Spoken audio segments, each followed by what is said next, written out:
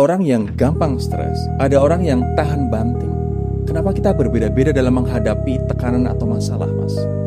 Kita berbeda-beda dalam menghadapi tekanan dan masalah. Karena akar masalah utama dari stres itu apa yang sudah kita punya dulu di dalam diri. Ini saya pakai bahasa yang lebih mudah. Apa yang kita punya di dalam diri, kalau kita bicara sel, kembali lagi, adalah sel-sel yang ada di otak kita.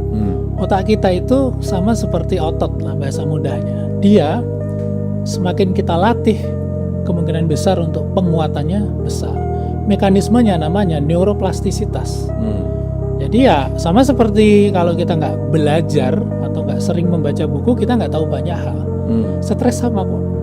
Kalau kita tidak melatih otak kita, kemampuan kita menghadapi stres dan mengatasinya, atau bahasa biopsikologi mudahnya melakukan regulasi emosi atau regulasi stres, itu ya tidak akan sebaik yang kita harapkan. Artinya mereka yang bisa menangani stres lebih baik, itu orang yang sudah terlatih dalam meregulasi diri mereka sendiri. Secara ringkas seperti itu. Tapi masalahnya, penyebab stres itu kan tidak hanya sesuatu yang ajak, Mas. Betul. Ada yang datang tiba-tiba, kayak misalnya nggak punya uang di akhir bulan, itu mungkin sesuatu yang ajak. Iya. Tapi ketika kita harus spend uang dalam jumlah besar misalnya, dan kita kehilangan banyak uang dan sehingga kita jadi bokek gitu, Iya. itu kan stres juga. Oke.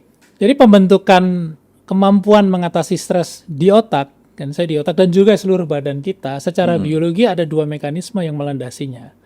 Ada dua, alostasis, hormesis. Oke ya. Alostasis itu seperti galon. Seberapa besar galon kita itu menahan debit airnya sebelum dia tumpah, atau ember lah saya bicara. Embernya diisi air, seberapa lama atau seberapa cepat dia kemudian tumpah. Tumpah itu adalah stres. Oke ya. Kemudian itu alostasis. Ya. Makanya bahasa Inggrisnya namanya allostatic load. Ada yang namanya hormesis. Hormesis adalah seberapa sanggup kita menumpahkan air itu kemudian mengangkatnya. Jadi si ember itu diangkat pakai tangan, misalkan sudah setengah penuh kita angkat. Kemudian lama-kelamaan kita terbiasa mengangkat setengah ember yang terisi penuh itu. Itu hormesis. Oke ya.